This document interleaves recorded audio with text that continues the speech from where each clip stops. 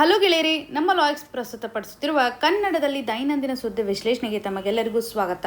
ಇಂದು ನಾವು ನೋಡಲಿದ್ದೇವೆ April 22, 2026 the Hindu ಪತ್ರಿಕೆಯಲ್ಲಿರ್ತಕ್ಕಂಥ ಇಂಪಾರ್ಟೆಂಟ್ ಆರ್ಟಿಕಲ್ಸ್ಗಳನ್ನು. ಚರ್ಚೆಯ ಮೊದಲ ಆರ್ಟಿಕಲ್ ಅನ್ನು ನೋಡುವಂಥದ್ದಾದರೆ, India Africa summit to focus on development initiatives. ಈ ಒಂದು ಇಶ್ಯೂ ನಮಗೆ GS ಪೇಪರ್ 2 ನಡಿಯಲ್ಲಿ ಇಂಟರ್ನ್ಯಾಷನಲ್ ರಿಲೇಷನ್ಗೆ ಸಂಬಂಧಪಟ್ಟಂತೆ ಕನೆಕ್ಟ್ ಆಗುವಂಥದ್ದು. ಈ ಒಂದು ಆರ್ಟಿಕಲ್ ನಡಿಯಲ್ಲಿ ಭಾರತ ಹಾಗೂ ಆಫ್ರಿಕಾಗೆ ಸಂಬಂಧಪಟ್ಟಂಥ ರಿಲೇಷನ್ ಅನ್ನು ಕಾಣಲಿದ್ದೇವೆ. 2026ರಲ್ಲಿ 4ನೇ ಇಂಡಿಯಾ ಹಾಗೂ ಆಫ್ರಿಕಾ ಫೋರಂ ಸಮಿಟ್ ಅನ್ನು ಕಂಡಕ್ಟ್ ಮಾಡಲಿದ್ದಾರೆ. ಈ ಒಂದು ಹಂತದಲ್ಲಿ ಲಾಸ್ಟ್ ಸಮಿಟ್ ಏನಾಗಿತ್ತಲ್ಲ 2015ರಲ್ಲಿ ಆಗಿರುವಂಥದ್ದನ್ನು ಕಾಣ್ತಾ ಇದ್ದೇವೆ. ಸೊ ಥರ್ಡ್ ಸಮಿಟ್ 2015ರಲ್ಲಿ ಆಗಿದೆ. ಇವಾಗ ಫೋರ್ತ್ ಸಮಿಟ್ ಅನ್ನು ಕಾಣ್ತಾ ಇದ್ದೇವೆ 2026ರಲ್ಲಿ. ಹಾಗಾಗಿ ಒಂದು ಡೆಕೇಡ್ ಗ್ಯಾಪ್ ಅನ್ನೇ ನಾವು ಕಾಣ್ತಾ ಇರುವಂಥದ್ದು. ಸ್ಟ್ರಾಟಜಿಕಲಿ ಎಷ್ಟು ಮಟ್ಟಿಗೆ ಸಿಗ್ನಿಫಿಕೆನ್ಸ್ ಅನ್ನ ಈ ಒಂದು ಫೋರಂ ತೋರಿಸಲಿದೆ ಅಂತಾನೆ ನಾವು ಗಮನಿಸಬೇಕಾಗುತ್ತೆ. ಭಾರತನೂ ಸಹ ಆಫ್ರಿಕಾದೊಂದಿಗೆ ಇರ್ತಕ್ಕಂಥ ರಿಲೇಷನ್ ಅನ್ನ ರಿವ್ಯೂ ಮಾಡಬೇಕಾಗಿದೆ, ಎಕ್ಸ್ಪ್ಯಾಂಡ್ ಮಾಡಬೇಕಾಗಿದೆ, ಹಾಗೂ ಡಿಪ್ಲೊಮ್ಯಾಟಿಕ್ ಟೈ ಅನ್ನು ಎನ್ಹಾನ್ಸ್ ಮಾಡಬೇಕಾಗಿದೆ, ಹಾಗೂ ಡೆವಲಪ್ಮೆಂಟ್ಗೆ ಸಂಬಂಧಪಟ್ಟಂಥ ಒಂದು ಫುಟ್ ಪ್ರಿಂಟ್ ಅನ್ನು ಆಫ್ರಿಕಾದಲ್ಲಿ ತೆಗೆದುಕೊಂಡು ಬರಬೇಕಾಗಿದೆ ಅನ್ನುವಂಥದ್ದನ್ನು. ಸೊ ಈ ಒಂದು ಸಮಿಟ್ ಫೋಕಸ್ ಮಾಡಲಿದೆ ಡೆವಲಪ್ಮೆಂಟಲ್ಗೆ ಸಂಬಂಧಪಟ್ಟಂತೆ, ಡೆವಲಪ್ಮೆಂಟ್ ಪಾರ್ಟ್ನರ್ಶಿಪ್ ಅನ್ನು ಎಷ್ಟು ಮಟ್ಟಿಗೆ ನಾವು ಎನ್ಹಾನ್ಸ್ ಮಾಡಬೇಕು ಅಂತ, ಎಜುಕೇಷನ್ಗೆ ಸಂಬಂಧಪಟ್ಟಂತೆ ಆಗಿರ್ಬೋದು, ಕೆಪಾಸಿಟಿ ಬಿಲ್ಡಿಂಗ್ನ ಆಧಾರದ ಮೇಲೆ ಆಗಿರ್ಬೋದು, ಹಾಗೂ ಡಿಪ್ಲೊಮ್ಯಾಟಿಕ್ ಪ್ರೆಸೆನ್ಸ್ ಅನ್ನು ಭಾರತ ಇವತ್ತು ಇನ್ಕ್ರೀಸ್ ಮಾಡಬೇಕಾಗಿದೆ. ಜೊತೆಗೆ ಡಿಫೆನ್ಸ್ ಕೋಆಪರೇಷನ್ ಸಹ ಎನ್ಹಾನ್ಸ್ ಮಾಡಬೇಕಾಗಿದೆ. ಟ್ರೇಡ್ ಆಕ್ಟಿವಿಟಿಗಳಾಗಿರ್ಬೋದು ಅಥವಾ ಇನ್ವೆಸ್ಟ್ಮೆಂಟ್ಗೆ ಸಂಬಂಧಪಟ್ಟಂತೆಯೂ ಸಹ ಡಿಸ್ಕಷನ್ ಅನ್ನು ಮುಂದುವರಿಸಬೇಕಾಗಿದೆ. ಈ ಒಂದು ಸಮಿಟ್ ಫೋಕಸ್ ಮಾಡ್ತಾ ಇರುವಂಥ ಏರಿಯಾಗಳನ್ನು ಇಲ್ಲಿ ಕಾಣಬಹುದು. ಇಲ್ಲಿ ನಮ್ಗೆ ಆಫ್ರಿಕಾ ಯಾಕೆ ಇಂಪಾರ್ಟೆಂಟ್ ಆಗುತ್ತೆ ಅನ್ನೋದಾದ್ರೆ, ರಿಸೋರ್ಸಸ್ಗಳ ಒಂದು ರಿಚ್ನೆಸ್ ಅನ್ನು ಇದು ಹೊಂದಿದೆ. ಭಾರತ ಇವಾಗ ಸರ್ಪ್ಲಸ್ ಲೆವೆಲ್ ಅಲ್ಲಿ ಮ್ಯಾನುಫ್ಯಾಕ್ಚರಿಂಗ್ ಅನ್ನು ಮಾಡಿದ್ದಾರೆ ಅಂತಂದ್ರೆ ಅದಕ್ಕೊಂದು ಮಾರ್ಕೆಟ್ ಬೇಕಲ್ವಾ. ಮೊದಲ ಹಂತದಲ್ಲಿ ರಿಸೋರ್ಸಸ್ ರಿಚ್ನೆಸ್ಸು ಸಹ ಇದೆ, ಎಮರ್ಜಿಂಗ್ ಮಾರ್ಕೆಟ್ ಅನ್ನು ಇದು ಹೊಂದಿದೆ, ಹಾಗೂ ಜಿಯೋ ಪೊಲಿಟಿಕಲ್ ರಿಲೆವೆನ್ಸ್ ಅನ್ನು ಸಹ ಇದು ತೋರಿಸುತ್ತೆ ಅಂತ ಹೇಳ್ಬೋದು. ಅದರಲ್ಲೂ ಎನರ್ಜಿ ಸೆಕ್ಯೂರಿಟಿಗೆ ಸಂಬಂಧಪಟ್ಟಂತೆ ನಮಗೆ ಸಪೋರ್ಟ್ ಮಾಡಬಹುದು. ಕ್ರಿಟಿಕಲ್ ಮಿನರಲ್ಸ್ ಅನ್ನು ಹೊಂದಿರೋದ್ರಿಂದನೂ ಸಹ ನಮಗೆ ಬೇಕಾಗಿರುವಂಥ ರಿಸೋರ್ಸಸ್ಗಳನ್ನು ಒದಗಿಸುತ್ತೆ. ಮ್ಯಾರಿಟೈಮ್ ಸೆಕ್ಯೂರಿಟಿ ಆಗಿರ್ಬೋದು, ಇಂಡಿಯನ್ ಓಷನ್ ರೀಜನಲ್ಲಿ ಇರೋದ್ರಿಂದ ನಮಗೆ ಇದು ಸಹಕಾರಿ ಆಗಲಿದೆ ಸೆಕ್ಯೂರಿಟಿ ಪರ್ಸ್ಪೆಕ್ಟಿವ್ ಅಂತ ಬಂದಾಗ. ಸೊ ಚೈನಾದ ಒಂದು ಇನ್ಫ್ಲೂಯೆನ್ಸ್ ಇವಾಗ ಹೆಚ್ಚಾಗ್ತಾ ಇದೆಯಲ್ಲ, ಇದನ್ನು ತಡೆಗಟ್ಟುವಂಥ ಹಂತದಲ್ಲಿ ನಾವು ಆಫ್ರಿಕಾದೊಂದಿಗೆ ಸ್ಟ್ರಾಂಗ್ ಆಗಿರಬೇಕು. ವೆಸ್ಟರ್ನ್ ಡಾಮಿನೆನ್ಸ್ ಅನ್ನು ಸಹ ತಡೆಗಟ್ಟತಕ್ಕಂಥ ಹಂತದಲ್ಲಿ ಆಫ್ರಿಕಾದ ಒಂದು ಟೈ ನಮಗಿಲ್ಲಿ ಇಂಪಾರ್ಟೆಂಟ್ ಆಗುತ್ತೆ. ಸೊ ಈ ಮೊದಲು ನಾವು ಆಫ್ರಿಕಾದೊಂದಿಗೆ ಹೊಂದಿರುವಂತಹ ರಿಲೇಷನ್ ಅಡಿಯಲ್ಲಿ ಕೆಲವೊಂದಿಷ್ಟು ಗ್ಯಾಪ್ಗಳನ್ನು ಕಾಣ್ತಾ ಇದ್ದೇವೆ. ಈ ಒಂದು ಗ್ಯಾಪನ್ನು ಫುಲ್ಫಿಲ್ ಮಾಡಬೇಕು ಅಂತ ಆರ್ಟಿಕಲ್ ನಡಿಯಲ್ಲಿ ಎಂಫಸಸ್ ಮಾಡ್ತಾ ಬರ್ತಾ ಇದ್ದಾರೆ. ಇಂಪ್ಲಿಮೆಂಟೇಷನ್ ಗ್ಯಾಪ್ ಅಂತ ಬಂದಾಗ, ಪ್ರಸ್ತುತವಾಗಿ ಭಾರತ ಆಫ್ರಿಕಾದೊಂದಿಗೆ ಕೊಟ್ಟಿರ್ತಕ್ಕಂಥ ಒಂದು ಕಮಿಟ್ಮೆಂಟ್ಸ್ ಅಂತ ಬಂದಾಗ ನಿಯರ್ಲಿ 40% ಅಷ್ಟು ಕಮಿಟ್ಮೆಂಟ್ಗಳನ್ನು ಮಾತ್ರ ಕೊಟ್ಟಿದೆ. ಎಕ್ಸಿಕ್ಯೂಷನ್ ಅಂತ ಬಂದಾಗೂ ಸಹ ಅಷ್ಟೊಂದು ಸರಿಯಾಗಿ ಎಕ್ಸಿಕ್ಯೂಟ್ ಆಗ್ತಾ ಇಲ್ಲ. ಹಾಗಾಗಿ ಒಂದು ಕ್ರೆಡಿಬಿಲಿಟಿ ರೆಡ್ಯೂಸ್ ಆಗ್ತಾ ಬರ್ತಾ ಇರುವುದನ್ನು, ಹಾಗೂ ಆಫ್ರಿಕಾದ ಒಂದು ಎಕ್ಸ್ಪೆಕ್ಟೇಷನ್ ಸಹ ಜಾಸ್ತಿ ಇದೆ. ಈ ಮೊದಲು ಸ್ಮಾಲ್ ಸ್ಕೇಲ್ ಪ್ರಾಜೆಕ್ಟ್ಗಳನ್ನು ನಾವು ಹಾಕ್ತಾ ಇದ್ವಿ, ಆದರೆ ಆಫ್ರಿಕಾ ಇವಾಗ ಸೀಕ್ ಮಾಡ್ತಾ ಇರುವಂಥದ್ದು ಲಾರ್ಜ್ ಇನ್ವೆಸ್ಟ್ಮೆಂಟ್ಗಳನ್ನು, ಇನ್ಫ್ರಾಸ್ಟ್ರಕ್ಚರ್ ಪ್ರಾಜೆಕ್ಟ್ಗಳು ಸಹ ಲಾರ್ಜ್ ಸ್ಕೇಲಲ್ಲಿ ಇರಬೇಕು ಅನ್ನುವಂಥದ್ದು, ಹಾಗೂ ಇವರ ಒಂದು ಇಂಟೆನ್ಷನ್ ಗ್ಲೋಬಲ್ ಸೌತ್ ಲೀಡರ್ಶಿಪ್ ಲೆವೆಲಲ್ಲಿ ಒಂದು ಎಂಗೇಜ್ಮೆಂಟ್ ಅನ್ನು ಮಾಡಬೇಕು ಅನ್ನುವಂಥ ನಿಟ್ಟಿನಲ್ಲಿ. ಅಗೇನ್ ಭಾರತಕ್ಕೆ ಇರುವಂಥ ಒಂದು ಅಪಾರ್ಚುನಿಟಿ ಏನಿದೆ ಅಂತಂದರೆ, ಇವಾಗ ನಾವು ಒಂದು ಡಿಜಿಟಲ್ ಪಬ್ಲಿಕ್ ಇನ್ಫ್ರಾಸ್ಟ್ರಕ್ಚರನ್ನು ಹೊಂದಿದ್ದೇವಲ್ವಾ, ಇವುಗಳನ್ನು ಎನ್ಹಾನ್ಸ್ ಮಾಡೋದ್ರ ಮುಖಾಂತರ ಆಧಾರ್ ಮಾಡೆಲ್ಸ್ ಆಗಿರ್ಬೋದು, UPIಗೆ ಸಂಬಂಧಪಟ್ಟಂತೆ ಆಗಿರ್ಬೋದು. ಸೊ ಈ ರೀತಿಯಾಗಿ ಡಿಜಿಟಲ್ ಇನ್ಫ್ರಾಸ್ಟ್ರಕ್ಚರ್ ಇವಾಗ ಪಾಪ್ಯುಲಾರಿಟಿಯನ್ನು ಹೊಂದ್ತಾ ಇದೆ. ಭಾರತನೂ ಸಹ ಇದರ ಅಡಿನಲ್ಲಿ ಸಕ್ಸಸ್ ಅನ್ನು ಕಂಡಿದೆ. ಹಾಗಾಗಿ ಇದನ್ನು ಎಕ್ಸ್ಪ್ಯಾನ್ಷನ್ ಮಾಡ್ತಾ ಹೋಗಬೇಕು. ಸೌತ್ ಟು ಸೌತ್ ಕೋಆಪರೇಷನ್ ಸಹ ಸ್ಟ್ರಾಂಗ್ ಮಾಡ್ತಾ ಹೋಗಬೇಕು ಅನ್ನುವಂಥ ನಿಟ್ಟಿನಲ್ಲಿ ಪ್ರೈವೇಟ್ ಸೆಕ್ಟರ್ನ ಒಂದು ರೋಲನ್ನು ಸಹ ಇಲ್ಲಿ ಎನ್ಹಾನ್ಸ್ ಮಾಡಬೇಕಾಗುತ್ತೆ. FDIಗಳ ಒಂದು ಆಕ್ಟಿವಿಟಿಯ ಮುಖಾಂತರ ನಾವು ಹೆಚ್ಚಿನ ಒಂದು ಟೈಯನ್ನು ಡೆವಲಪ್ ಮಾಡ್ತಾ ಹೋಗಬೇಕು. ಇದೊಂದು ಭಾರತಕ್ಕೆ ಅಪಾರ್ಚುನಿಟಿಯನ್ನು ಒದಗಿಸ್ತಾ ಇದೆ ಅಂತ ಹೇಳ್ಬೋದು. ಅಗೇನ್ ಕೆಲವೊಂದಿಷ್ಟು ಫ್ಲಾಗ್ಶಿಪ್ ಇನಿಷಿಯೇಟಿವ್ಸ್ಗಳನ್ನು ಸಹ ಇಲ್ಲಿ ಎಕ್ಸ್ಪ್ಯಾನ್ಷನ್ ಮಾಡ್ತಾ ಹೋಗಬೇಕು.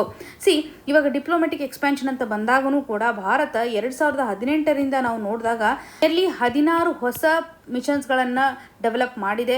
45 ಆಫ್ರಿಕನ್ ಕಂಟ್ರೀಸ್ಗಳೊಂದಿಗೆ ಟೈಯನ್ನು ಹೊಂದಿದೆ. ಈ ಒಂದು ಸಮಿಟ್ನ ಮುಖಾಂತರ ಡಿಪ್ಲೊಮ್ಯಾಟಿಕ್ ಔಟ್ರೀಚ್ ಎನ್ಹಾನ್ಸ್ ಆಗಲಿದೆ ಅಂತ ಹೇಳ್ಬೋದು. ಸ್ಟ್ರಾಟಜಿಕ್ ಪ್ರಯಾರಿಟಿಯನ್ನು ಸಹ ಕೊಡ್ತಾ ಇದ್ದೇವೆ ಅಂತ ಗಮನಿಸ್ಬೋದು. ಸೊ ಸಪ್ಲೈ ಚೈನ್ಗೆ ಸಂಬಂಧಪಟ್ಟಂಥ ಒಂದು ಆ್ಯಂಗಲನ್ನು ಸಹ ಕನೆಕ್ಟ್ ಮಾಡುವಂಥದ್ದಾದರೆ, ಗಲ್ಫ್ ರಾಷ್ಟ್ರಗಳೊಂದಿಗೆ ಇರುವಂತಹ ಒಂದು ಟ್ರೇಡನ್ನು ಗಮನಿಸಿದಾಗ ಇವಾಗ ಪ್ರಸ್ತುತವಾಗಿ ಆಗ್ತಾ ಇರುವಂಥ ಡಿಸ್ಟರ್ಬೆನ್ಸನ್ನು ನಾವು ಕನೆಕ್ಟ್ ಮಾಡಿದಾಗ ಇನ್ಸ್ಟೆಬಿಲಿಟಿ ಯಾವ ರೀತಿಯಾಗಿ ಆಗಿದೆ. ಹಾಗಾಗಿ ನಾವು ಡೈವರ್ಸಿಫೈಡ್ ಆಗಿರ್ತಕ್ಕಂಥ ಪಾರ್ಟ್ನರ್ಸ್ಗಳನ್ನು ಇಲ್ಲಿ ಹುಡುಕಲೇಬೇಕಾಗಿದೆ. ಆಫ್ರಿಕಾದೊಂದಿಗೆ ಕೋಆಪರೇಷನ್ ಎನ್ಹಾನ್ಸ್ ಮಾಡ್ತಕ್ಕಂಥ ಹಂತದಲ್ಲಿ ನಾವು ಫೇಸ್ ಮಾಡಬೇಕಾಗಿರ್ತಕ್ಕಂಥ ಚಾಲೆಂಜಸ್ ಏನಿದೆ ಅಂತ ಅನ್ನೋದಾದರೆ, ಇವಾಗ ನಮಗೆ ಸ್ಟ್ರಾಂಗ್ ಕಾಂಪಿಟೇಟರ್ಸ್ ಯಾರಿದ್ದಾರೆ, ಚೈನಾವನ್ನು ಗಮನಿಸ್ಬೋದು. ಚೈನಾ ಇನ್ಫ್ರಾಸ್ಟ್ರಕ್ಚರ್ ನಡಿನಲ್ಲಿ ಡಾಮಿನೆನ್ಸ್ ಅನ್ನು ತೋರಿಸ್ತಾ ಇದೆ. ವೆಸ್ಟ್ ನೇಷನ್ ಅಂತ ಬಂದಾಗ ಅವರ ಅಡಿನಲ್ಲೂ ಸಹ ಸಾಕಷ್ಟು ಕ್ಯಾಪಿಟಲ್ ಇದೆ, ಹಾಗೂ ಇನ್ಸ್ಟಿಟ್ಯೂಷನ್ಸ್ಗಳ ಒಂದು ಕೆಪಾಬಿಲಿಟಿನೂ ಸಹ ಕಾಣ್ತಾ ಇದ್ದೇವೆ. ಹಾಗಾಗಿ ನಾವು ಎಕ್ಸಿಕ್ಯೂಷನ್ ಡಿಲೇನ ಮಾಡಬಾರ್ದು. ಪ್ರಸ್ತುತವಾಗಿ ಭಾರತ ಒಂದು ಎಕ್ಸಿಕ್ಯೂಷನ್ ಡಿಲೇನ ಮಾಡ್ತಾ ಇದೆ. ಪ್ರೈವೇಟ್ನ ಒಂದು ಪಾರ್ಟಿಸಿಪೇಷನ್ ಸಹ ತುಂಬ ಲಿಮಿಟೆಡ್ ಇರೋದ್ರಿಂದ ಇದನ್ನು ಎನ್ಹಾನ್ಸ್ ಮಾಡಬೇಕು. ಸೊ ಭಾರತ ಆಫ್ರಿಕಾದೊಂದಿಗೆ ಕೊಟ್ಟಿರ್ತಕ್ಕಂಥ ಕಮಿಟ್ಮೆಂಟ್ಸ್ಗಳನ್ನು ಮೀಟ್ ಮಾಡ್ತಾ ಬರಬೇಕು ಅನ್ನುವಂಥದ್ದು ಒಂದು ಸೊಲ್ಯೂಷನ್. ಆದರೆ ಇನ್ವೆಸ್ಟ್ಮೆಂಟ್ ಮಾಡೆಲನ್ನು ತೆಗೆದುಕೊಂಡು ಬರಬೇಕು. ಇಲ್ಲಿ ಪ್ರೈವೇಟ್ ಸೆಕ್ಟರ್ ಒಂದು ಪಾರ್ಟಿಸಿಪೇಷನ್ ಎನ್ಶೋರ್ ಮಾಡೋದ್ರ ಮುಖಾಂತರನೂ ಕೂಡ ಸರಿಯಾದಂಥ ಒಂದು ಫಂಡ್ ಟ್ರಾನ್ಸ್ಫರ್ ಆಗ್ತಾ ಹೋಗುತ್ತೆ. ಹಾಗೂ ಸ್ಕಿಲ್ ಡೆವಲಪ್ಮೆಂಟ್ ಆಗಿರ್ಬೋದು, ಟೆಕ್ನಾಲಜಿ ಟ್ರಾನ್ಸ್ಫರ್ಗೆ ಸಂಬಂಧಪಟ್ಟಂತೆ ಪೀಪಲ್ ಟು ಪೀಪಲ್ ಕನೆಕ್ಷನನ್ನು ಎನ್ಹಾನ್ಸ್ ಮಾಡೋದ್ರ ಮುಖಾಂತರ ಆಫ್ರಿಕನ್ ಯೂನಿಯನ್ ಪ್ರಯಾರಿಟೀಸ್ಗಳೊಂದಿಗೆ ನಾವು ಅಲೈನ್ ಮಾಡೋದ್ರ ಮುಖಾಂತರನೂ ಕೂಡ ಒಂದು ಸರಿಯಾದಂತಹ ಟೈಯನ್ನು ಡೆವಲಪ್ ಮಾಡ್ತಾ ಬರಲಿಕ್ಕೆ ಸಾಧ್ಯತೆ ಇದೆ. ಸೊ ಎಕ್ಸಾಮಿನೇಷನ್ ಪರ್ಸ್ಪೆಕ್ಟಿವ್ ಅಲ್ಲಿ ಆಫ್ರಿಕಾ ನಮ್ಗೆ ಯಾಕೆ ಇಂಪಾರ್ಟೆಂಟ್ ಆಗುತ್ತೆ ಅನ್ನುವಂಥದ್ದಾದರೆ ಯಾವ ರೀತಿಯಾಗಿ ನಾವು ಕೋಆಪರೇಷನನ್ನು ಎನ್ಹಾನ್ಸ್ ಮಾಡ್ಬೋದು, ಇದಕ್ಕೆ ಸಂಬಂಧಪಟ್ಟಂಥ ಚಾಲೆಂಜಸ್ಗಳು ಏನಿದೆ, ನಾವು ಎಲ್ಲಿ ಮಿಸ್ಟೇಕನ್ನು ಮಾಡ್ತಾ ಇದ್ದೇವೆ ಅನ್ನುವಂಥ ಕ್ಲಾರಿಟಿ ನಮಗೆ ಈ ಒಂದು ಆರ್ಟಿಕಲ್ ಮುಖಾಂತರ ಬೇಕಾಗುತ್ತೆ. ಇನ್ನು ಮುಂದಿನ ಆರ್ಟಿಕಲ್ ಅನ್ನು ನೋಡುವಂಥದ್ದಾದರೆ Guwahati high court orders Assam government to stop buffalo fights. ಈ ಒಂದು ಇಶ್ಯೂ ನಮಗೆ GS ಪೇಪರ್ 3 ನಡಿಯಲ್ಲಿ ಬಯೋಡೈವರ್ಸಿಟಿ ಕನ್ಸರ್ವೇಷನ್ ಆಧಾರದ ಮೇಲೆ ಕನೆಕ್ಟ್ ಆಗುವಂಥದ್ದು. ಆರ್ಟಿಕಲ್ನ ಒಂದು ಕಂಟೆಕ್ಸ್ಟ್ ಯಾವ ರೀತಿಯಾಗಿದೆ ಅಂತ ಅರ್ಥ ಮಾಡ್ಕೊಳ್ಳಿ. ಗುವಾಹಟಿ ಹೈಕೋರ್ಟ್ ಇವಾಗ ಅಸ್ಸಾಂ ಸರ್ಕಾರಕ್ಕೆ ಒಂದು ಆರ್ಡರನ್ನು ಕೊಡ್ತಾ ಇದೆ, ಬಫೆಲೋ ಫೈಟ್ಸನ್ನು ಸ್ಟಾಪ್ ಮಾಡಬೇಕು ಅನ್ನುವಂಥ ನಿಟ್ಟಿನಲ್ಲಿ. ಬಫೆಲೋ ಫೈಟನ್ನು ಅಸ್ಸಾಂನಲ್ಲಿ ಪ್ರಾಕ್ಟೀಸ್ ಮಾಡ್ತಾರೆ. ಇದೊಂದು ಟ್ರೆಡಿಷನಲ್ ಫೈಟ್ ಆಗಿದೆ. ಇದನ್ನು ಮೊಹಜೂಜು ಅನ್ನುವಂತಹ ನೇಮಿಂದನೂ ಸಹ ಕರೀತಾರೆ. ಸೊ ಈ ಒಂದು ಫೈಟನ್ನು ಸ್ಟಾಪ್ ಮಾಡಬೇಕು ಅಂತ ಇಂಟರಿಮ್ ಆರ್ಡರ್ನ ಇಶ್ಯೂ ಮಾಡಿದ್ದಾರೆ. ಇಂಟರಿಮ್ ಆರ್ಡರ್ ಅಂದರೆ ಟೆಂಪರರಿ ಬೇಸಿಸ್ನ ಆಧಾರದ ಮೇಲೆ ಬಫೆಲೋ ಫೈಟ್ಸನ್ನು ಸ್ಟಾಪ್ ಮಾಡಬೇಕು ಅಂತ ಕೋರ್ಟು ಡೈರೆಕ್ಷನ್ ಅನ್ನು ನೀಡ್ತಾ ಇದೆ. ಸೊ ಕೋರ್ಟು ಇವಾಗ prevention of cruelty to animal act ಅಲ್ಲಿರುವಂಥ ಪ್ರೊವಿಷನ್ ಅನ್ನು ಸಪೋರ್ಟಿಗೆ ತೆಗೆದುಕೊಳ್ಳೋದ್ರ ಮುಖಾಂತರ ಒಂದು ಅಬ್ಸರ್ವೇಷನ್ ಅನ್ನು ಮಾಡಿದೆ. ಎನಿಮಲ್ ಕ್ರುಯಾಲಿಟಿ ಆಗ್ತಾ ಇದೆ ಈ ಒಂದು ಪ್ರಾಕ್ಟೀಸ್ ನಡಿಯಲ್ಲಿ, ಹಾಗಾಗಿ ಒಂದು ಜುಡಿಷಿಯಲ್ ಪ್ರೊಸೀಡಿಂಗ್ಸ್ ಅನ್ನು ನಾವು ತೆಗೆದುಕೊಳ್ಳಲೇಬೇಕು ಅನ್ನುವಂಥ ನಿಟ್ಟಿನಲ್ಲಿ. ಸೊ ಪ್ರಸ್ತುತವಾಗಿ ಏನು ಪ್ರೊವಿಷನ್ಸ್ಗಳಿದಾವಲ್ಲ ಇವುಗಳನ್ನು ವಯೋಲೇಟ್ ಮಾಡ್ತಾ ಇದೆ, ಎನಿಮಲ್ ಕ್ರುಯಾಲಿಟಿಯನ್ನು ಪ್ರಾಕ್ಟೀಸ್ ಮಾಡ್ದಂಗೆ ಆಗ್ತಾ ಇದೆ ಅಂತ. ಇಲ್ಲಿ ಒಂದು ಪಿಟಿಷನ್ ಅನ್ನು ಫೈಲ್ ಮಾಡಲಾಗಿತ್ತು. People for ethical treatment of animals ಇಂಡಿಯಾನ ಮುಖಾಂತರ ಎವಿಡೆನ್ಸ್ ಅನ್ನು ಸಹ ಸಬ್ಮಿಟ್ ಮಾಡಲಾಗಿತ್ತು. ಬಫೆಲೋಗೆ ಸಂಬಂಧಪಟ್ಟಂತೆ ಯಾವ ರೀತಿಯಾಗಿ ಓಪನ್ ವೂಂಡ್ಸ್ಗಳಾಗ್ತಾ ಇದ್ದಾವೆ, ಇಂಜುರೀಸ್ಗಳಾಗ್ತಾ ಇದ್ದಾವೆ ಅಂತ, ಹಾಗೂ ಈ ಒಂದು ಫೈಟ್ ನಡಿಯಲ್ಲಿ ಫೋರ್ಸ್ಫುಲ್ ಆಗಿ ಎನಿಮಲ್ಸ್ಗಳ ಮೇಲೂ ಸಹ ಬೀಟ್ ಮಾಡ್ತಾರೆ ಅನ್ನುವಂಥದ್ದಾಗಿರ್ಬೋದು, ರೋಪ್ಗಳನ್ನು ಯೂಸ್ ಮಾಡೋದ್ರ ಮುಖಾಂತರ ಫೋರ್ಸ್ಫುಲಿ ಬೀಟ್ ಮಾಡ್ತಾರೆ. ಈ ಒಂದು ಕ್ರಿಯಾಲಿಟಿಯನ್ನು ತಡೆಗಟ್ಟಬೇಕು ಅನ್ನುವಂಥ ನಿಟ್ಟಿನಲ್ಲಿ ಕೋರ್ಟ್ಗೆ ಅಪ್ರೋಚ್ ಮಾಡಿದ್ದಾರೆ. ಈ ಒಂದು ಬಫೆಲೋ ಫೈಟ್ ಕಲ್ಚರಲ್ ಪ್ರಾಕ್ಟೀಸನ್ನು ರಿಫ್ಲೆಕ್ಟ್ ಮಾಡ್ತಾ ಇದೆ. ಇನ್ನೊಂದೆಡೆ ಅನಿಮಲ್ ರೈಟ್ಗೆ ಸಂಬಂಧಪಟ್ಟಂತೆಯೂ ಸಹ ನಾವು ಕಾಣಬೇಕಾಗತ್ತೆ. ಸಂವಿಧಾನಾತ್ಮಕವಾಗಿರುವಂತಹ ಆಸ್ಪೆಕ್ಟನ್ನು ನಾವು ಗಮನ ಹರಿಸಿದ್ದೆ, ಆದರೆ ಆರ್ಟಿಕಲ್ 51A(G) ನಮಗೆ ಇಂಪಾರ್ಟೆಂಟ್. ಇದರಡಿನಲ್ಲಿ ಅನಿಮಲ್ಸ್ಗೆ ಸಂಬಂಧಪಟ್ಟಂಥ ಕಂಪ್ಯಾಷನನ್ನು ತೋರಿಸಬೇಕು. ಇದೊಂದು ಮೂಲಭೂತ ಕರ್ತವ್ಯವಾಗಿದೆ ಅಂತಲೇ ಕಾಣ್ಬೋದು. ಫಂಡಮೆಂಟಲ್ ಡ್ಯೂಟೀಸ್ ನಡಿಯಲ್ಲಿ ಕಾಣ್ತಾ ಇದ್ದೇವೆ. ಸೊ ಇಲ್ಲಿ ಒಂದು ಟ್ರೆಡಿಷನಲ್ ಡಿಬೇಟ್ ಹಾಗೂ ಅನಿಮಲ್ ವೆಲ್ಫೇರ್ಗೆ ಸಂಬಂಧಪಟ್ಟಂಥ ಕನ್ಸರ್ನನ್ನು ಕಾಣ್ಬೋದು. ಸಿಮಿಲರ್ ಕೇಸನ್ನು ಜಲ್ಲಿಕಟ್ಟು ಕೇಸ್ಗೆ ಸಂಬಂಧಿಸಿದಂತೆ ನಾವು ಕನೆಕ್ಟ್ ಮಾಡ್ಬೋದಾಗಿದೆ. ಜಲ್ಲಿಕಟ್ಟು ಪ್ರಾಕ್ಟೀಸನ್ನು ಯಾವ ಸ್ಟೇಟ್ ನಡಿಯಲ್ಲಿ ನಾವು ಕಾಣ್ತಾ ಇದ್ವಿ ಅಂತ ಕಮೆಂಟಲ್ಲಿ ಮೆನ್ಷನ್ ಮಾಡಿ. Very very important. So prioritise ಮಾಡ್ತಾ ಇರುವಂಥದ್ದು ಅನಿಮಲ್ ವೆಲ್ಫೇರ್. ಟ್ರೆಡಿಷನಲ್ ಪ್ರಾಕ್ಟೀಸನ್ನು ಸೈಡಿಗೆ ಇಡ್ತಾ ಇದ್ದಾರೆ. ಅನಿಮಲ್ ಮೇಲೆ ಆಗ್ತಾ ಇರುವಂಥ ಒಂದು ಕ್ರಿಯಾಲಿಟಿಯನ್ನು ತಡೆಗಟ್ಟುವಂಥ ಹಂತದಲ್ಲಿ prevention of cruelty of animal act 1960 ನಮಗೆ ಇಂಪಾರ್ಟೆಂಟ್ ಆಗುತ್ತೆ. ಪ್ರಿಲಿಮ್ಸ್ ಪರ್ಸ್ಪೆಕ್ಟಿವ್ ಅಲ್ಲಿ ವೆರಿ ವೆರಿ ಇಂಪಾರ್ಟೆಂಟ್ ಇಶ್ಯೂ ಅಂತಲೇ ಹೇಳ್ಬೋದು. ಇನ್ನು ಮುಂದಿನದಾಗಿ invidious speech election commission of India in action on the prime minister's violation of model code is troubling. ಈ ಒಂದು issue ನಮಗೆ GS ಪೇಪರ್ 2 ನಡಿಯಲ್ಲಿ ಪಾಲಿಟಿ ಆ್ಯಂಡ್ ಗವರ್ನೆನ್ಸ್ ಸೆಕ್ಷನ್ಗೆ ಸಂಬಂಧಪಟ್ಟಂತೆ ಕನೆಕ್ಟ್ ಆಗುವಂಥದ್ದು. ಈ ಒಂದು ಆರ್ಟಿಕಲ್ ನಡಿಯಲ್ಲಿ election commission role and responsibility ಆಧಾರದ ಮೇಲೆ ಇವರು ಯಾಕೆ ಮೋದಿಜಿಯವರ ಮೇಲೆ ಒಂದು ಆ್ಯಕ್ಷನ್ ತೆಗೆದುಕೊಂಡಿಲ್ಲ ಅನ್ನುವಂತಹ ನಿಟ್ಟಿನಲ್ಲಿ ಆರ್ಗ್ಯುಮೆಂಟನ್ನು ಮಾಡ್ತಾ ಇದ್ದಾರೆ. ಎಕ್ಸಾಮಿನೇಷನ್ ಪರ್ಸ್ಪೆಕ್ಟಿವ್ ನಡಿಯಲ್ಲಿ ನಮಗೇನು ಪಾಯಿಂಟ್ಸ್ಗಳು ಬೇಕಾಗಿದೆ, ಪೊಲಿಟಿಕಲ್ ಆ್ಯಂಗಲನ್ನು ಹೊರತುಪಡಿಸಿ ನಾವಿಲ್ಲಿ ಕನೆಕ್ಟ್ ಮಾಡಲಿಕ್ಕೆ ಟ್ರೈ ಮಾಡೋಣ. ಪ್ರಧಾನಮಂತ್ರಿ ಮೋದಿಜಿಯವರ ಮೇಲೆ ಇರುವಂತಹ ಅಲಿಗೇಷನ್ಸ್ಗಳು ಏನಿದಾವೆ ಅಂದರೆ, ಈ ಮೊದಲು 2019ರಲ್ಲಿ ಆ್ಯಂಟಿ ಸ್ಯಾಟಲೈಟ್ ಮಿಸೈಲನ್ನು ಲಾಂಚ್ ಮಾಡುವಂಥ ಹಂತದಲ್ಲಿ ಅವರು ಅಡ್ರೆಸ್ಸನ್ನು ಮಾಡಿದ್ದಾರೆ.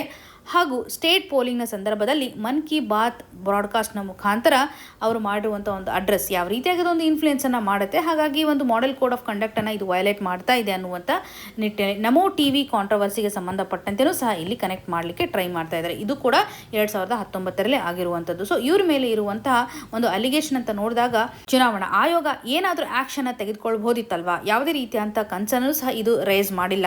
ಹಾಗಾಗಿ ಇಲ್ಲಿರುವಂಥ ಪ್ರಶ್ನೆಗಳು ಏನಂತಂದರೆ, ಇನ್ಸ್ಟಿಟ್ಯೂಷನಲ್ ನ್ಯೂಟ್ರಾಲಿಟಿ ಅಂತ ಬಂದಾಗ ಎಲೆಕ್ಷನ್ ಕಮಿಷನ್ ಆಫ್ ಇಂಡಿಯಾ ಇಂಪಾರ್ಶಾಲಿಟಿಯನ್ನು ತೋರಿಸಬೇಕಾಗತ್ತೆ, ನಿಷ್ಪಕ್ಷಪಾತವನ್ನು ತೋರಿಸಬೇಕಾಗತ್ತೆ, ಯಾರಿಗೂ ಕೂಡ ಪ್ರಾಶಸ್ತ್ಯವನ್ನು ಕೊಡೋದಿಲ್ಲ ಅವರು ಒಂದು ವೇಳೆ ರೂಲ್ಸನ್ನು ವಯಲೇಷನ್ ಮಾಡಿರ್ತಕ್ಕಂಥ ಹಂತದಲ್ಲಿ.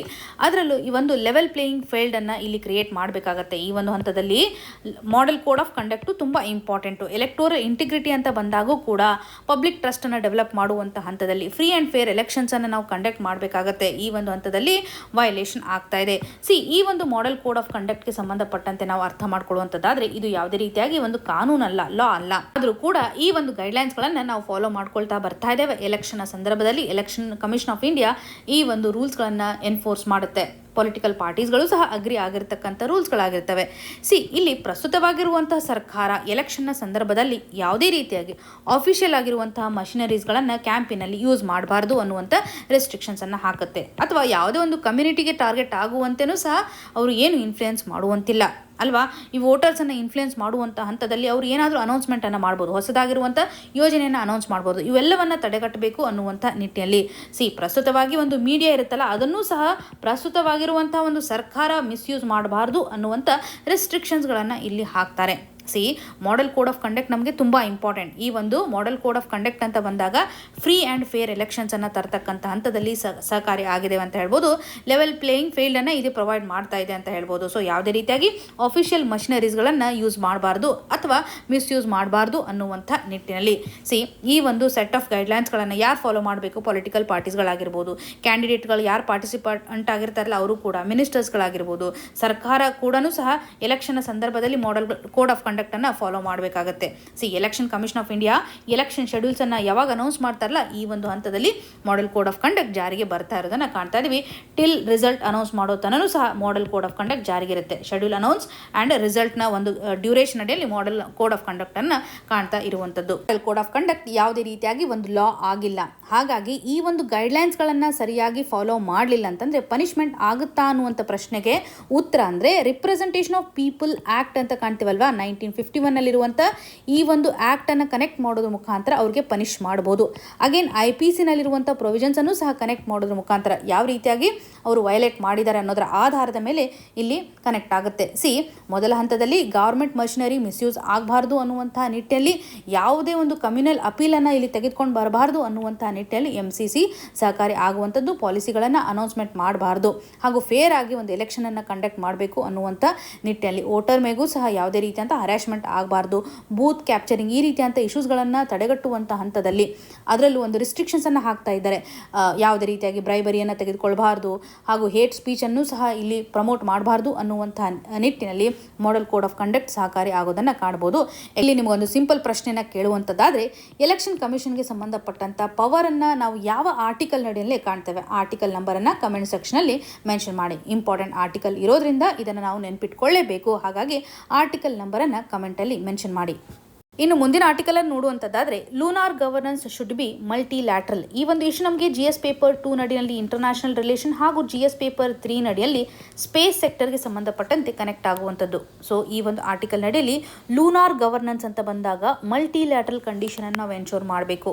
ಕೆಲವು ರಾಷ್ಟ್ರಗಳು ರೂಲ್ಸ್ ಆ್ಯಂಡ್ ರೆಗ್ಯುಲೇಷನ್ಸನ್ನು ಮಾಡಬಾರ್ದು ಅನ್ನುವಂಥ ನಿಟ್ಟಿನಲ್ಲಿ ಈ ಒಂದು ಆಧಾರದ ಮೇಲೆ ನಾವು ಆರ್ಟಿಮಿಸ್ ಅಕಾರ್ಡನ್ನು ಕನೆಕ್ಟ್ ಮಾಡಬೇಕಾಗತ್ತೆ. ಏನು ಹಾಗಂತಂದರೆ ಆರ್ಟಿಮಿಸ್ ಅಕಾರ್ಡ್ ಯಾವ ರೀತಿಯಾಗಿ US ಒಂದು ರೂಲ್ಸ್ ಆ್ಯಂಡ್ ರೆಗ್ಯುಲೇಷನನ್ನು ಮಾಡಿದೆ ಸ್ಪೇಸ್ಗೆ ಸಂಬಂಧಪಟ್ಟಂತೆ ಅಂತ ಇಲ್ಲಿ ಕಾಣಬೇಕಾಗತ್ತೆ.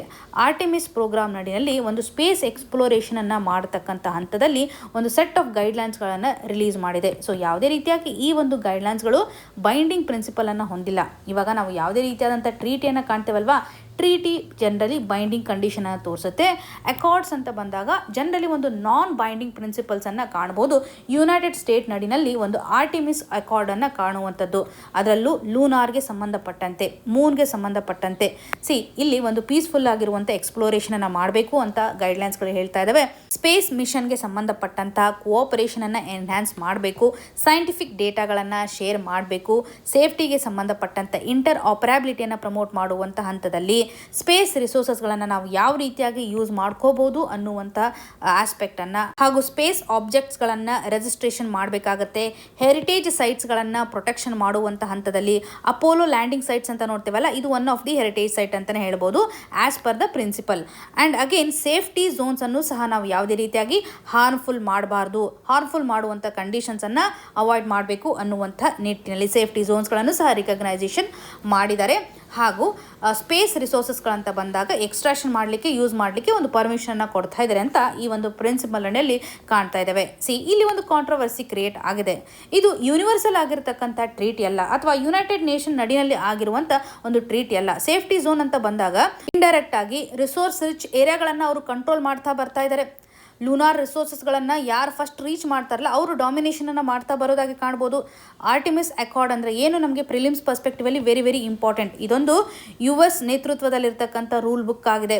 ಲೂನಾರ್ಗೆ ಸಂಬಂಧಪಟ್ಟಂತೆ ಒಂದು ಕೋಆಪರೇಷನ್ ಆಗಿರ್ಬೋದು, ಯಾವ ರೀತಿಯಾಗಿ ಕಂಡಕ್ಟ್ ಮಾಡಬೇಕು ಅನ್ನುವಂಥ ನಿಟ್ಟಿನಲ್ಲಿ ಇದು ನಿಮಗೆ ಕ್ಲಿಯರ್ ಆಗಿರಬೇಕು. ಸೊ ಯೂನಿಲ್ಯಾಟ್ರಲ್ ಆಗಿರ್ತಕ್ಕಂಥ ಈ ಒಂದು ಫ್ರೇಮ್ವರ್ಕ್ಗೆ ಸಂಬಂಧಪಟ್ಟಂತ ಕನ್ಸರ್ನ್ ಆರ್ಟಿಕಲ್ ಅಲ್ಲಿ ಎಂಫಸಿಸ್ ಮಾಡ್ತಾ ಬರ್ತಾ ಇದ್ದಾರೆ.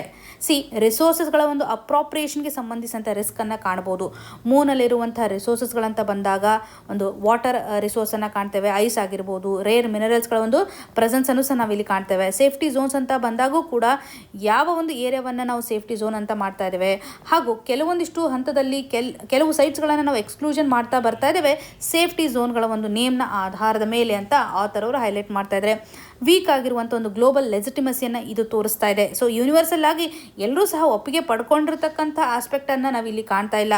ಹಾಗಾಗಿ ಔಟರ್ ಸ್ಪೇಸ್ ಟ್ರೀಟಿ ಅಂತ ಬಂದಾಗ ಇದನ್ನು ಅಂಡರ್ಮೈನ್ ಮಾಡ್ತಾ ಇದೆ ಅಂತ ಹೇಳ್ಬೋದು. ಸ್ಟ್ರಾಟಜಿಕಲಿ ಇದೊಂದು ಕಾನ್ಫ್ಲಿಕ್ಟ್ ಅನ್ನು ಕ್ರಿಯೇಟ್ ಮಾಡ್ಬೋದು. ಜಿಯೋಪಾಲಿಟಿಕಲ್ ಕಂಟೆಕ್ಸ್ಟ್ ಅಂತ ಬಂದಾಗ US ಹಾಗೂ ಚೈನಾ ಈ ಒಂದು ಲೂನಾರ್ ರಿಸೋರ್ಸ್ಗೆ ಸಂಬಂಧಪಟ್ಟಂತೆ ಹೆಜಿಮೋನಿಯನ್ನು ಸಾಧಿಸಬೇಕು ಅಂತ ಮುಂದೆ ಆಗ್ತಾ ಹೋಗ್ತಾರೆ. ರೆಗ್ಯುಲೇಟರಿ ವ್ಯಾಕ್ಯೂಮ್ ಇಲ್ಲಿ ತುಂಬ ಇದೆ ಅಲ್ವಾ. ಯಾವುದೇ ರೀತಿಯಾಗಿ ಒಂದು ಕಾಂಪ್ರಿಹೆನ್ಸಿವ್ ಟ್ರೀಟಿ ಲೆವೆಲಲ್ಲಿ ರೂಲ್ಸ್ಗಳನ್ನು ಕಾಣ್ತಾ ಇಲ್ಲ. ರಿಸೋರ್ಸಸ್ಗಳನ್ನು ನಾವು ಯಾವ ರೀತಿಯಾಗಿ ಎಕ್ಸ್ಟ್ರಾಕ್ಷನ್ ಮಾಡ್ಕೋಬೇಕು, ಪ್ರಾಪರ್ಟಿ ರೈಟ್ಸ್ ಅಂತ ಬಂದಾಗ ಯಾವ ರೀತಿಯಾಗಿರುತ್ತೆ, ಎನ್ವಿರಾನ್ಮೆಂಟಲ್ ಸೇಫ್ ಗಾರ್ಡ್ಸ್ ಅನ್ನು ಒದಗಿಸ್ತಕ್ಕಂಥ ಹಂತದಲ್ಲಿ, ಡಿಸ್ಪ್ಯೂಟ್ಸ್ಗಳನ್ನು ಸೆಟಲ್ಮೆಂಟ್ ಮಾಡುವಂಥ ಹಂತದಲ್ಲಿ ಬ್ರಾಡರ್ ಆಸ್ಪೆಕ್ಟ್ ಅನ್ನು ಇದು ಕವರೇಜ್ ಮಾಡ್ತಾ ಇಲ್ಲ ಅಂತ ಹೇಳ್ಬೋದು. ಮಲ್ಟಿಲ್ಯಾಟ್ರಲ್ ಗವರ್ನೆನ್ಸ್ ಒಂದು ಅವಶ್ಯಕತೆ ಇಲ್ಲಿ ಇದೆ.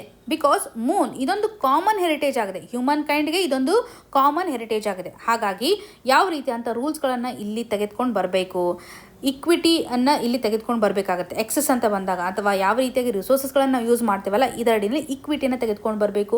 ಪೀಸ್ಫುಲ್ ಯೂಸ್ ಆಗಿರ್ಬೋದು, ಸಸ್ಟೈನೇಬಲ್ ಆಗಿರುವಂಥ ಒಂದು ಎಕ್ಸ್ಪ್ಲಾಟೇಷನ್ ಎನ್ಶೋರ್ ಮಾಡುವಂಥದ್ದು, ಬೆನಿಫಿಟ್ ಶೇರಿಂಗನ್ನು ಇಲ್ಲಿ ತೆಗೆದುಕೊಂಡು ಬರುವಂಥದ್ದು, ಕಾನ್ಫ್ಲಿಕ್ಟ್ಗಳನ್ನು ಪ್ರಿವೆಂಟ್ ಮಾಡುವಂಥ ಹಂತದಲ್ಲಿ ಮಲ್ಟಿಲ್ಯಾಟ್ರಲ್ ಗವರ್ನೆನ್ಸ್ ಇಲ್ಲಿ ಅವಶ್ಯಕವಾಗಿದೆ. ಔಟರ್ ಸ್ಪೇಸ್ ಟ್ರೀಟಿ ಅಂತ ಬಂದಾಗ ಒಂದು ಪೀಸ್ಫುಲ್ ಯೂಸನ್ನು ಮಾಡ್ತಾ ಇದ್ದೇವೆ, ಆಲ್ ಹ್ಯೂಮನ್ ಕೈಂಡ್ಗೆ ಇದು ಸಹಕಾರಿ ಆಗಲಿದೆ. ಹಾಗಾಗಿ ಒಂದು ಮೂನ್ ಅಗ್ರಿಮೆಂಟನ್ನು ನಾವು ಯಾಕೆ ತೆಗೆದುಕೊಂಡು ಬರಬಾರ್ದು. ಇದರಡಿನಲ್ಲಿ ಮೂನಲ್ಲಿರುವಂಥ ರಿಸೋರ್ಸಸ್ಗಳನ್ನು ಎಕ್ಸ್ಪ್ಲೋರೇಷನ್ ಮಾಡುವಂಥ ಹಂತದಲ್ಲಿ ಒಂದು ಇಂಟರ್ನ್ಯಾಷನಲ್ ಲೆವೆಲಲ್ಲಿ ಫಿಕ್ಸ್ಡ್ ಆಗಿರುವಂತಹ ಫ್ರೇಮ್ವರ್ಕನ್ನು ತರಬೇಕಾಗುತ್ತೆ. ಸೊ ಇಲ್ಲಿ ಒಂದು ಲಿಮಿಟೆಡ್ ಆಗಿರುವಂಥ ಎಕ್ಸೆಪ್ಟೆನ್ಸ್ ಇದೆ. ಸೊಲ್ಯೂಷನ್ ಯಾವ ರೀತಿಯಾಗಿ ಕೊಡ್ಬೋದು, UN ಲೆಡ್ ಆಗಿರುವಂಥ ಒಂದು ನೆಗೋಸಿಯೇಷನನ್ನು ತೆಗೆದುಕೊಂಡು ಬರಬೇಕು.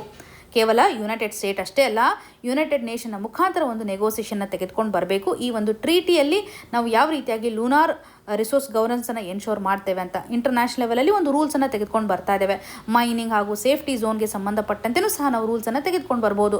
ಯೂನಿಲ್ಯಾಟ್ರಲ್ ಆಗಿರುವಂತಹ ರೂಲನ್ನು ನಾವಿಲ್ಲಿ ತೆಗೆದು ಹಾಕಬೇಕಾಗುತ್ತೆ. ಬಿಕಾಸ್ ಮೇಜರ್ ಪವರ್ಗಳು ರೂಲ್ಸನ್ನು ತೆಗೆದುಕೊಂಡು ಬರೋದ್ರ ಮುಖಾಂತರ ಸಾಕಷ್ಟು ಕಾನ್ಫ್ಲಿಕ್ಟ್ಗಳನ್ನು ಸಹ ಫ್ಯೂಚರ್ ಡೇದಲ್ಲಿ ಕ್ರಿಯೇಟ್ ಮಾಡ್ಬೋದು. ಹಾಗೂ ಸ್ಪೇಸ್ ಅಂತ ಬಂದಾಗ ಇದು ಎಲ್ಲರಿಗೂ ಯೂಸ್ಫುಲ್ ಇರೋದ್ರಿಂದ ಈ ರೀತಿಯಾದಂಥ ರೂಲ್ಸ್ಗಳನ್ನು ಕನ್ಸೆನ್ಸ್ನ ಆಧಾರದ ಮೇಲೆ ನಾವಿಲ್ಲಿ ಕನ್ಸಿಡರ್ ಮಾಡ್ತಾ ಇಲ್ಲ. ಸೊ ಇನ್ಕ್ಲೂಸಿವ್ ಆಗಿರುವಂಥ ರೂಲ್ಸ್ ಇಲ್ಲಿ ಇಂಪಾರ್ಟೆಂಟ್ ಅನ್ನುವಂಥದ್ದಾದರೆ ಮಲ್ಟಿಲ್ಯಾಟ್ರಲ್ ಆಗಿರುವಂಥ ಗವರ್ನೆನ್ಸ್ ಅನ್ನು ತೆಗೆದುಕೊಂಡು ಬರಬೇಕಾಗುತ್ತೆ. ಸೊ ಎಕ್ಸಾಮಿನೇಷನ್ ಪರ್ಸ್ಪೆಕ್ಟಿವ್ ಅಲ್ಲಿ ಅದರಲ್ಲೂ ಗ್ಲೋಬಲ್ ಗವರ್ನೆನ್ಸ್ ಅಂತ ಬಂದಾಗ ಮಲ್ಟಿಲ್ಯಾಟ್ರಲಿಸಮ್ ಆಸ್ಪೆಕ್ಟ್ನ ಆಧಾರದ ಮೇಲೆ, ಸ್ಪೇಸ್ ಟೆಕ್ನಾಲಜಿ ಅಂತ ಬಂದಾಗ ಯಾವ ರೀತಿ ಅಂತ ಒಂದು ರೆಗ್ಯುಲೇಷನ್ ಅನ್ನು ನಾವು ತೆಗೆದುಕೊಂಡು ಬರ್ತಾ ಇದ್ದೇವೆ ಅನ್ನೋದು ಇಂಪಾರ್ಟೆಂಟ್ ಆಗುತ್ತೆ. ಎಕ್ಸಾಮಿನೇಷನ್ ಪರ್ಸ್ಪೆಕ್ಟಿವ್ ಅಲ್ಲಿ ಮೇನ್ಸ್ ಆಗಿರ್ಬೋದು, ಪ್ರಿಲಿಮ್ಸ್ ಆಗಿರ್ಬೋದು, very very important issue. Artemis Accord ಅಂತಂದರೆ ಕೆಲವು ಎಕ್ಸಾಮಿನೇಷನಲ್ಲಿ ಡೈರೆಕ್ಟಾಗಿ ಕೇಳಿದ್ದಾರೆ ಇದು ಯಾವುದಕ್ಕೆ ಸಂಬಂಧಪಟ್ಟಿದೆ ಅಂತ. ಇದರ ಆಧಾರದ ಮೇಲೆ ನಾವು ಅಗೇನ್ ಕ್ವಶನ್ಸ್ಗಳನ್ನು ಸಹ ಎಕ್ಸ್ಪೆಕ್ಟ್ ಮಾಡಬಹುದು. ಇನ್ನು ಮುಂದಿನ ಆರ್ಟಿಕಲ್ ಅನ್ನು ನೋಡುವಂಥದ್ದಾದರೆ India must draw a red line on US unilateral sanctions. ಈ ಒಂದು ಇಶ್ಯೂ ನಮಗೆ GS ಪೇಪರ್ 2 ನಡಿಯಲ್ಲಿ ಇಂಟರ್ನ್ಯಾಷನಲ್ ರಿಲೇಷನ್ಗೆ ಸಂಬಂಧಪಟ್ಟಂತೆ ಕನೆಕ್ಟ್ ಆಗುವಂಥದ್ದು. ಸೊ ಈ ಒಂದು ಆರ್ಟಿಕಲ್ ನಡಿಯಲ್ಲಿ US ಹಾಕ್ತಾ ಇರುವಂಥ ಸ್ಯಾಂಕ್ಷನ್ನ ಆಧಾರದ ಮೇಲೆ ಭಾರತ ಎಕ್ಸಾಕ್ಟ್ಲಿ ಯಾವ ರೀತಿ ಅಂತ ರೆಸ್ಪಾನ್ಸನ್ನು ಕೊಡಬೇಕಾಗುತ್ತೆ, ಯಾವ ರೀತಿ ಅಂತ ತೊಂದರೆಗಳನ್ನು ಫೇಸ್ ಮಾಡ್ತಾ ಇದೆ ಅಂತ ಹೋಲಿಸ್ಟಿಕ್ ಆಗಿ ಕವರ್ ಮಾಡ್ತಾ ಬರ್ತಾ ಇದ್ದಾರೆ.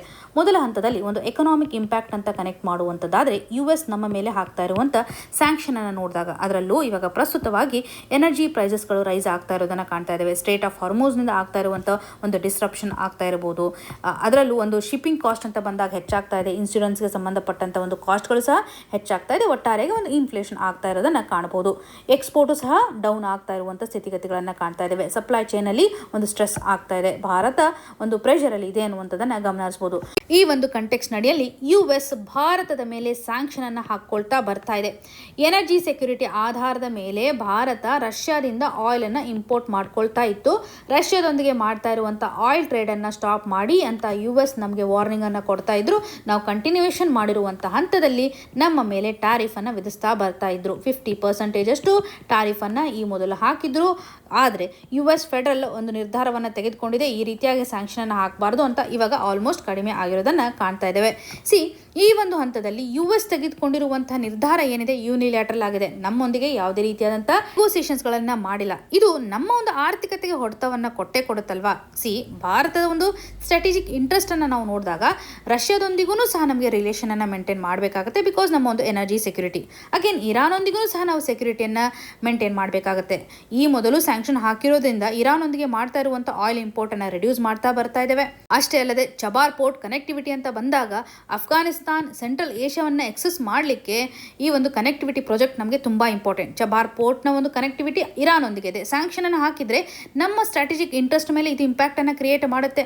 ನಾರ್ತ್ ಸೌತ್ ಟ್ರಾನ್ಸ್ಪೋರ್ಟ್ ಕಾರಿಡಾರ್ಗೆ ಸಂಬಂಧಪಟ್ಟಂತೆ ಇಂಟರ್ನ್ಯಾಷನಲ್ ಲೆವೆಲಲ್ಲಿ ಒಂದು ರಿಸ್ಕ್ ಅನ್ನು ಸಹ ಇದು ಕ್ರಿಯೇಟ್ ಮಾಡ್ತಾ ಇದೆ ಅಂತ ಹೇಳ್ಬೋದು. ನಮ್ಮ ಒಂದು ಫಾರಿನ್ ಪಾಲಿಸಿಯನ್ನು ಇದು ಇಂಪ್ಯಾಕ್ಟ್ ಮಾಡ್ತಾ ಇದೆ. ಹಾಗಾಗಿ ಭಾರತಕ್ಕೆ ಏನು ಆಪ್ಷನ್ಸ್ಗಳಿದ್ದಾವೆ, ಭಾರತ ಒಂದು ಅಲ್ಟರ್ನೇಟಿವ್ ಆಗಿರುವಂಥ ಪೇಮೆಂಟ್ ಸಿಸ್ಟಮ್ ಅನ್ನು ತೆಗೆದುಕೊಂಡು ಬರಬೇಕು. ರುಪಿ ಟ್ರಯಲ್ ಟ್ರೇಡ್ ಅನ್ನು ತೆಗೆದುಕೊಂಡು ಬರೋದ್ರ ಮುಖಾಂತರ, ಬ್ರಿಕ್ ಸೆಟಲ್ಮೆಂಟ್ನ ಮುಖಾಂತರ ಆಗಿರ್ಬೋದು, ಹಾಗೂ ಇಂಡಿಜಿನಸ್ ಆಗಿರುವಂಥ ಫಿನಾನ್ಷಿಯಲ್ ಚಾನೆಲ್ಸ್ಗಳನ್ನು ಸ್ಟ್ರಾಂಗ್ ಮಾಡಬೇಕು ಅಂತ ಆಥರ್ ಅವರು ಎಂಫಸಿಸ್ ಮಾಡ್ತಾ ಇದ್ದಾರೆ. ರಿನ್ಯೂವಲ್ ಎನರ್ಜಿ ಮೇಲೆ ನಾವು ಫೋಕಸ್ ಅನ್ನು ಮಾಡೋದ್ರ ಮುಖಾಂತರ, ಎನರ್ಜಿ ಸೆಕ್ಯೂರಿಟಿಯನ್ನು ಎನ್ಶೋರ್ ಮಾಡೋದ್ರ ಮುಖಾಂತರ, ಹಾಗೆ ಅನ್ಸರ್ಟನಿಟಿ, ಇನ್ಸ್ಟೆಬಿಲಿಟಿಯನ್ನು ಕ್ರಿಯೇಟ್ ಮಾಡ್ತಾ ಇರುವಂತಹ ಮ್ಯಾರಿಟೈಮ್ ಚೋಕ್ ಪಾಯಿಂಟ್ಸ್ಗಳ ಮೇಲೆ ಇರುವಂತಹ ಒಂದು ಅವಲಂಬನೆಯನ್ನು ಕಡಿಮೆ ಮಾಡ್ತಾ ಬರಬೇಕಾಗಿದೆ. ಗ್ಲೋಬಲ್ ಸೌತ್ನ ಒಂದು ಕೋಆಪರೇಷನ್ ಅನ್ನು ಎನ್ಹಾನ್ಸ್ ಮಾಡಬೇಕಾಗಿದೆ ಅಂತಲೇ ಹೇಳ್ಬೋದು. ಇಲ್ಲಿ 1966 ಅಲ್ಲಿ ನಡೆದಿರುವಂಥ ಒಂದು ಕ್ರೈಸಿಸ್ ಅನ್ನು ಆಥರ್ ಅವರು ರೆಫರೆನ್ಸ್ ಆಗಿ ತೆಗೆದುಕೊಳ್ತಾ ಇದ್ದಾರೆ. ಶಿಪ್ ಟು ಮೌತ್ ಕ್ರೈಸಿಸ್ ಅಂತಲೇ ಹೇಳ್ಬೋದು. US ಅಲ್ಲಿ ಡೆವಲಪ್ ಮಾಡ್ತಾ ಇರುವಂತಹ PL480 ಗ್ರೇನ್ಸ್ ಮೇಲೆ ಓವರ್ ಡಿಪೆಂಡೆನ್ಸಿಯನ್ನು ಕಾಣ್ತಾ ಇದ್ವಿ. ಹಾಗಾಗಿ ಭಾರತ ಏನು ಮಾಡುತ್ತೆ, ಈ ಒಂದು ಹಂತದಲ್ಲಿ ಗ್ರೀನ್ ರೆವಲ್ಯೂಷನ್ ಅನ್ನು ಅಡಾಪ್ಟ್ ಮಾಡ್ಕೊಳ್ಳುತ್ತೆ, ಸೆಲ್ಫ್ ಸಫಿಷಿಯನ್ಸಿಯನ್ನು ಎನ್ಶೋರ್ ಮಾಡ್ತಕ್ಕಂಥ ಹಂತದಲ್ಲಿ. ಸ್ಟ್ರಾಟಜಿಕಲಿ ನಾವು ಕನೆಕ್ಟ್ ಮಾಡುವಂಥದ್ದಾದರೆ ಭಾರತ ಸ್ಟ್ರಾಟಜಿಕ್ ಅಟಾನಮಿಯನ್ನು ಎನ್ಶೋರ್ ಮಾಡುವಂತಹ ಒಂದು ಫಾರಿನ್ ಪ್ರಿನ್ಸಿಪಲ್ ಅನ್ನು ಹೊಂದಿದೆ. ಆರ್ಟಿಕಲ್ 51 ಅಡಿಯಲ್ಲಿ ಭಾರತ ಇಂಟರ್ನ್ಯಾಷನಲ್ ಲಾಸ್ಗಳನ್ನು ರೆಸ್ಪೆಕ್ಟ್ ಮಾಡುತ್ತೆ, ಇಂಟರ್ನ್ಯಾಷನಲ್ ಪೀಸನ್ನು ಪ್ರಮೋಟ್ ಮಾಡೋದಾಗಿ ಕಾಣಬಹುದು. ಹಾಗಾಗಿ ಎಲ್ಲ ರಾಷ್ಟ್ರಗಳು ಸಹ ನಮಗೆ ಇಲ್ಲಿ ಇಂಪಾರ್ಟೆಂಟ್ ಆಗುತ್ತೆ. ಯುನೈಟೆಡ್ ಸ್ಟೇಟ್ಸ್ ಆಗಿರ್ಬೋದು, ಇರಾನ್ ಆಗಿರ್ಬೋದು, ರಷ್ಯಾ ಆಗಿರ್ಬೋದು, ಚೈನಾನು ಆಗಿರ್ಬೋದು, ಹಾಗೂ ಬ್ರಿಕ್ಸ್ ಗ್ರೂಪಿಂಗು ಸಹ ಆಗಿರ್ಬೋದು. ಈ ಒಂದು ಹಂತದಲ್ಲಿ ಭಾರತ ಅವಲಂಬನೆಯನ್ನು ಕಡಿಮೆ ಮಾಡೋದ್ರ ಮುಖಾಂತರ, ಸೆಲ್ಫ್ ಸಫಿಷಿಯನ್ಸಿಯನ್ನು ಹೊಂದೋದ್ರ ಮುಖಾಂತರ ಭಾರತ ಮತ್ತು US ಟೈಯನ್ನು ಸಹ ನಾವು ಯಾವುದೇ ರೀತಿಯಾಗಿ ಡಿಸ್ಟರ್ಬ್ ಮಾಡುವಂತಿಲ್ಲ. ಈ ಒಂದು ಹಂತದಲ್ಲಿ ಅಲ್ಟರ್ನೇಟಿವ್ ಆಪ್ಷನ್ಸ್ ಅನ್ನು ಹುಡುಕಬೇಕು ಅನ್ನುವಂಥದ್ದಾಗಿ ಆಥರ್ ಅವರು ಎಂಫಸಿಸ್ ಮಾಡ್ತಾ ಇದ್ದಾರೆ. ಇವತ್ತಿನ ಪ್ರಶ್ನೆಯನ್ನು ನೋಡುವಂಥದ್ದಾದರೆ, consider the following statements. Option 1, African union is a permanent member of G20. Option 2, India supported African union's inclusion in G20. Option 3, African union has 55 member states. ಈ 3 option ಅಡಿಯಲ್ಲಿ ಸರಿಯಾದ ಆಪ್ಷನ್ ಅನ್ನು ಸೆಲೆಕ್ಟ್ ಮಾಡಿ ಕಮೆಂಟಲ್ಲಿ ಮೆನ್ಷನ್ ಮಾಡಿ. ನಿಮ್ಗೇನೇ concern ಇದ್ರೂ ಕೂಡ ಕಮೆಂಟ್ನ ಮುಖಾಂತರ ನಮಗೆ ತಿಳಿಸಿಕೊಡಿ ಅಂತ ಹೇಳ್ತಾ, ಆಲ್ ದ ವೆರಿ ಬೆಸ್ಟ್. ಧನ್ಯವಾದಗಳು.